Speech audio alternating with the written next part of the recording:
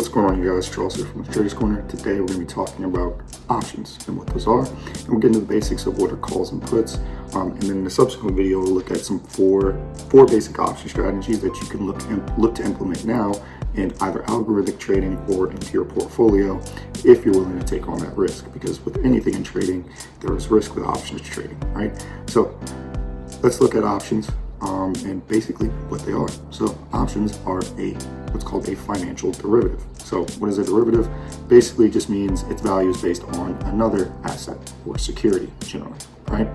Now, an option, there can be a variety of things that there are options for. There can be options for stocks, there can be Forex options even, there can be futures options or commodity options, right? Or even index options, right? But the main, driving point behind all of them is that each option, its price is going to be largely based on the price of the underlying security, right? Now, it's not going to be the only thing that matters to that options price, because there will be other things, as we'll see as we get deeper into options in subsequent videos, that are very important to the options price, generally called the Greeks. But essentially, options, again, are just derivatives or financial derivatives of another underlying security. Now, why might you use these why might you use these derivatives of these underlying securities?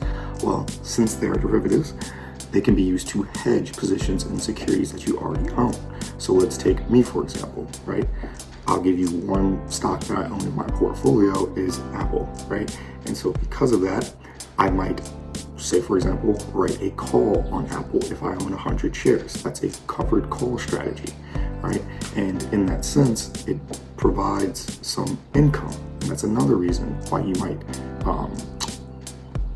use options in your portfolio. But if I just wanted to hedge my Apple position, well, maybe I just use a long put position, right? So let's say I bought Apple at 130, right? And I buy a long put at 125. Well, now, if Apple goes to the depth, my risk for Apple is really kind of contained from 130 to 125. Because if Apple goes past 125, as we'll see in the next video about talking about long puts, long calls, I'm now going to actually be in profit on that put, right? So that being said, that's why you might use an option to hedge. That's a pretty basic idea. It can get a lot more complex or just be as basic as that. But then I also talked about another reason why you might use an option. You might use it to generate income, because they can be used to generate income as well, as we talked about. So if I write a call on a stock that I already own, again, like I said, that's called a covered call strategy. And essentially from writing that call or selling the call, I get income, right? Now, the last reason, one of the other reasons that you might, not the last reason, but one of the other reasons, another reason that you might look to use options instead of just the underlying security is it's a way to synthetically expose yourself to that security, right? So let's say, for example, you take a stock like Berkshire Hathaway, which is very, very expensive right now, and not everybody and their mom can afford Berkshire Hathaway. But if, say, for example, you can afford one Berkshire Hathaway call, right, then you're exposed to Berkshire Hathaway's upside without having to own the stock, right? So to kind of round this video out, we'll talk about what are calls and puts. So a call is something that gives the owner the right, but not the obligation, to buy the underlying security in the future at a determined price now. So I said the owner, so that means the person who buys the call gets that right? Or that right, but not that obligation, right? So generally, like we talked about before, with the Berkshire Hathaway example, you might buy a call if you think the price of a security is going to increase, right? It's not just that simple, right? But that's generally where you would look at a call, right? And all options generally have expiration dates, or dates when the option is automatically what's called assigned. Now, when an option is assigned, that basically means that essentially, let's say I buy a call in Berkshire Hathaway and the option expires, I can now actually ask, because a call in a stock represents 100 shares of that stock. That means one option contract represents 100 shares of Berkshire Hathaway. So that's how you are, synthetically exposed to Berkshire Hathaway. So let's say I own that call and it's expired, and I want to exercise that call. I now have the right to receive 100 shares of Berkshire Hathaway at the predetermined price of the option that I bought, right?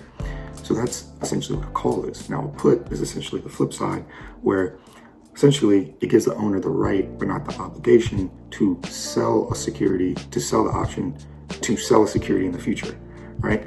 And generally you would buy a put when you think the price is going to decrease, right? Now, again, puts also have expiration dates as well, right?